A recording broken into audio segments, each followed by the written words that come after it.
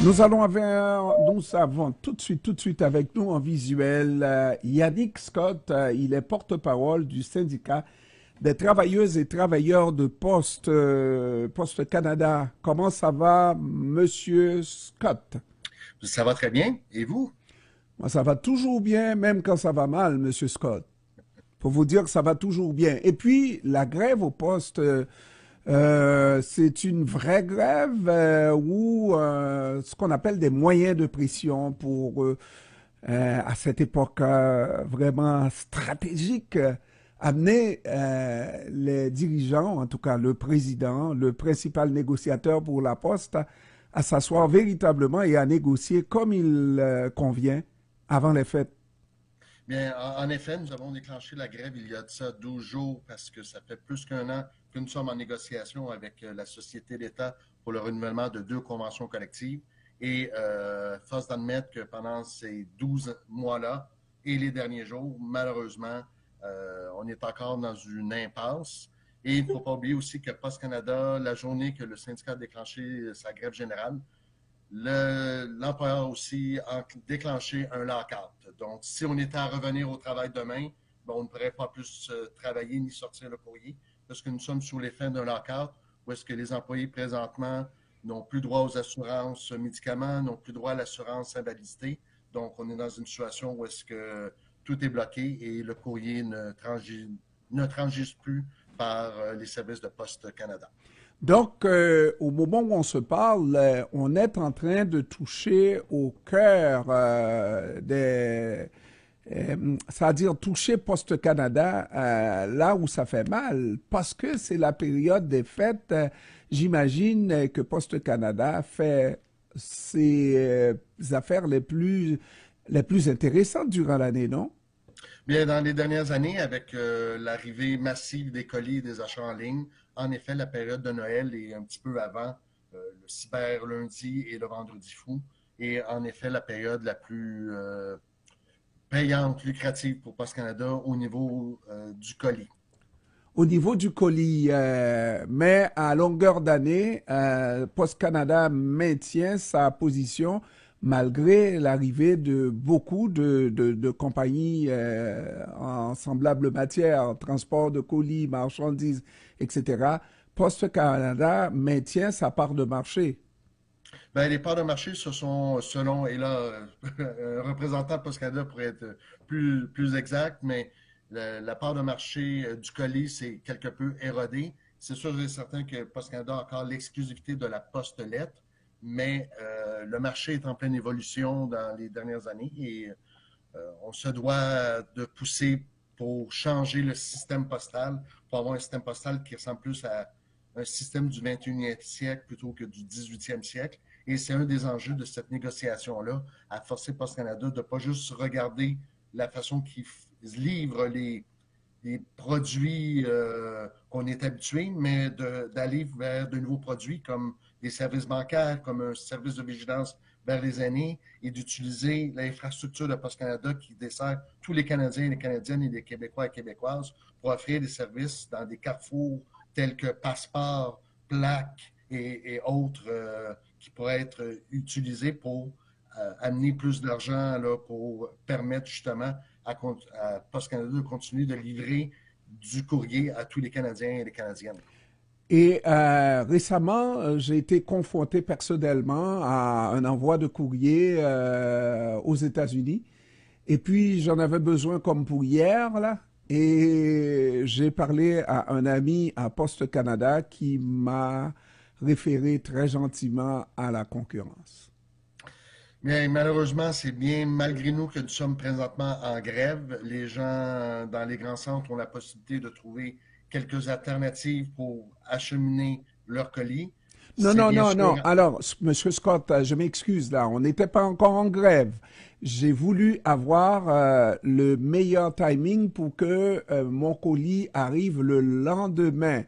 Et mon ami qui travaille au poste m'a confié la concurrence parce que il a regardé la chose tout bord, tout côté et a vu que la concurrence battait Poste Canada. Est-ce que c'est vrai? Bien, habituellement, dans la majorité des produits, nous sommes le transporteur ayant le meilleur tarif. Il se pourrait que dans certains créneaux moindres, il va sans dire que la compétition est très présente dans les corridors où est-ce que la densité de population est la plus présente. Mais si vous avez besoin de livrer dans des petites communautés isolées ou des villages au Canada, au Québec, bien, Post Canada est le seul, premièrement, et le deuxième le fait à un prix qui défie toute compétitivité. C'est pour cela que nous sommes là. Mais oui, il y a des créneaux où est-ce qu'on tire un petit peu de la patte, si vous me permettez l'expression, et c'est quelque chose que la société doit se pencher quand même parce qu'on a le devoir de livrer à tous les Canadiens et Canadiennes.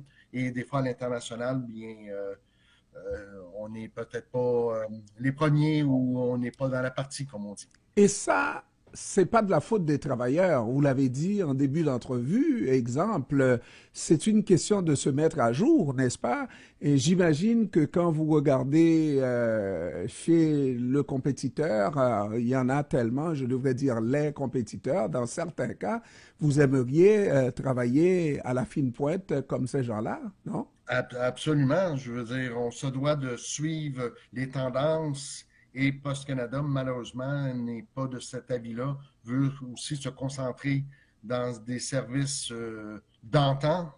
Et nous autres, une de nos demandes syndicales est d'assurer le service public universel qui est Post Canada en les poussant à améliorer l'offre de services et en offrant des services spécialisés dans chacune des régions, car le Canada et le Québec est un grand pays et les besoins des populations diffèrent d'un endroit à l'autre et on aimerait s'adapter à ces besoins-là pour offrir le meilleur service et un service universel à tous et à toutes.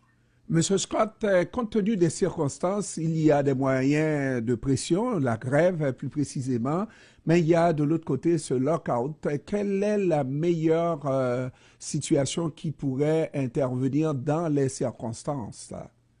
Ben, dans les circonstances, on croit toujours en la possibilité d'avoir des contrats négociés parce que oui, il y a grève, il y a lockout, il y a le gouvernement qui pourrait intervenir. Cependant, c'est une des problématiques à Post Canada depuis de nombreuses années, c'est que les conflits de travail se terminent toujours par une loi spéciale qui fait en sorte que ça ne règle pas les vrais enjeux des travailleurs et des travailleuses et on ne se trouve qu'à pelleter en avant pour la prochaine ronde de négociation. Et c'est un petit peu ce qui arrive aujourd'hui. Nous sommes depuis 2011, nous avons subi déjà pratiquement entre deux et trois lois spéciales et les problèmes des travailleurs et travailleuses ben, ne sont pas réglés depuis plus de 12 ans. Donc, on arrive à un entonnoir où est-ce que les gens ont décidé massivement de voter un mandat de grève pour essayer d'avoir un contrefort contre l'employeur pour qu'on prenne enfin acte contre les problématiques qu'ils vivent au quotidien depuis de nombreuses années. Et vous n'êtes pas né de la dernière pluie, vous savez comment ça fonctionne. Qu'est-ce que ça vous dit? Parce que le gouvernement a mis du temps et au départ, on a dit au gouvernement qu'on ne voulait pas cette loi spéciale, n'est-ce pas? Et ça fait quand même 2 semaines que ça dure. Est-ce que c'est de bon augure ou alors est-ce que ça finira quand même par cette loi spéciale-là? Mais tant et aussi longtemps que les négociateurs sont en discussion à Ottawa avec l'équipe de modérateurs nommée par le gouvernement, il y a de l'espoir. Cependant, le gouvernement, bien qu'il dise qu'il ne veut pas intervenir, c'est une chanson que nous avons déjà entendue dans le passé et finalement, ça a fini par une loi. Donc, je crois que tant aussi longtemps qu'il y a des discussions sur la table, il y a espoir d'arriver à une entente négociée et on souhaite le plus rapidement possible pour être de retour sur nos itinéraires pour livrer le courrier et la bonne humeur à tous les jours. Maintenant, l'autre chose, dernière question, c'est où est-ce que ça achoppe? C'est quoi le plus gros problème à surmonter devant permettre justement aux deux parties de s'entendre et d'avoir une convention, une vraie convention collective? Ben, je dirais qu'il malheureusement, il y en a plusieurs. Il y a le volet pour le niveau syndical, il y a le volet santé, sécurité et conciliation travail-famille. Il y a les clauses de disparité. Post Canada veut changer le système, mais au détriment des générations futures en offrant des conditions de travail beaucoup moindres, ce qui crée deux classes d'employés pour nous, ce n'est pas un futur, surtout pas pour une société d'État qui se doit d'être un précurseur en la matière. On veut pouvoir prendre la pension dans la dignité. On s'inquiète de l'avenir de Post Canada et on veut aussi un certain rattrapage. Côté de l'employeur parle beaucoup de flexibilité, mais cette flexibilité-là de l'employeur, c'est au détriment des employés et travailleurs futurs en leur offrant moins de vacances, en leur offrant des avantages sociaux différents, en créant une deuxième classe d'emploi. Et pour nous, ce n'est pas la voie à aller, parce que Post Canada a un gros problème de rétention et d'embauche. Et ce n'est pas en offrant des conditions moindres que les gens vont demeurer à Post Canada et offrir le service auquel la population s'attend d'une société d'État telle que Post Canada. Et quand on parle de rattrapage, on regarde la parité vers quelle catégorie d'employés? Ben, ce n'est pas une parité. Si on parle de rattrapage, c'est on regarde les dernières années, on a été frappé durement par la pandémie. Il faut se rappeler qu'à l'époque, nous étions supposés d'aller en négociation et les gens, les travailleurs ont dit, ce n'est pas le temps, on est dans un événement mondial, on ne sait pas trop où est-ce qu'on s'en va. Donc, les travailleurs ont un petit peu pilé sur leur orgueil, remis la négociation plus tard et on nous avait fait des promesses. On nous avait dit, regardez, on vous donne des hausses salariales très raisonnables à ce moment-là en promettant qu'on réglerait les problématiques lors de la prochaine ronde de négociation. Et entre la pandémie et la ronde de négociation, bien, on a eu l'inflation qui a touché durement tous les travailleurs et travailleuses. Donc, ce qu'on demande, c'est de rattraper la partie de la pandémie, les promesses, et aussi la partie de l'inflation afin de pouvoir, non pas faire des millions, là, on ne fait pas des millions, mais juste d'avoir un rattrapage juste qui nous permet de vivre de notre travail dans les communautés. Malheureusement, on voit de plus en plus de nos travailleurs qui cumulent un deuxième et des fois un troisième boulot ou qui vont carrément chercher de l'aide alimentaire pour boucler les fins de mois. Donc, non, pas vrai, là. Un dis, employé de Post Canada qui va dans les maisons comme ça pour...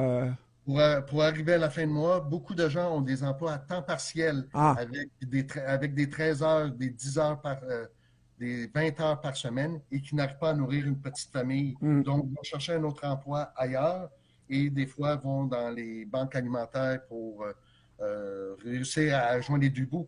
Il faut comprendre que le salaire d'un travailleur à Post Canada, qu'il soit à Montréal, à Halifax, à Toronto ou à Vancouver ou à Iqaluit, est exactement le même. Donc, il y a les disparités régionales qui font en sorte que la hausse explosive du logement et du panier d'épicerie fait en sorte que les gens, malheureusement, n'arrivent plus. Scott, Yannick, je sens que vous en avez beaucoup dans le corps, beaucoup à dire. Je vous remercie comme porte-parole du syndicat des travailleurs et travailleuses de Post Canada. Je vous remercie donc d'avoir pris du temps pour nous. On se reparle, j'espère, bientôt dans de meilleures conditions, n'est-ce pas? On se le souhaite. Merci, au revoir. Au revoir.